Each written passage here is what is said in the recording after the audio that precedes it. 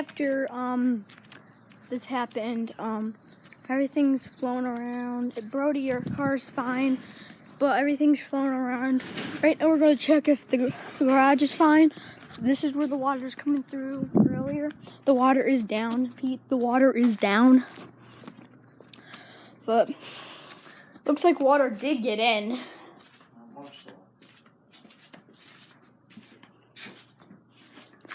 Dad, do you have assurance on this thing? Yeah. If it did collapse? We thought it would have collapsed, but it didn't. The inside's okay. There's no water instance inside. The power's fine. The gas tank is fine too. It didn't blow up. See, again, these are the things that the storm caused. Not that much damage, but down there, there's a lot of damage down there, right there. I think down there where the water was coming through is where the most damage happened. So we're gonna be walking through to see all of this. Buildings, that.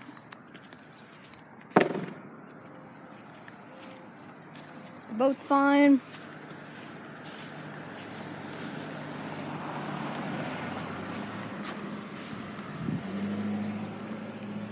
That was Tom.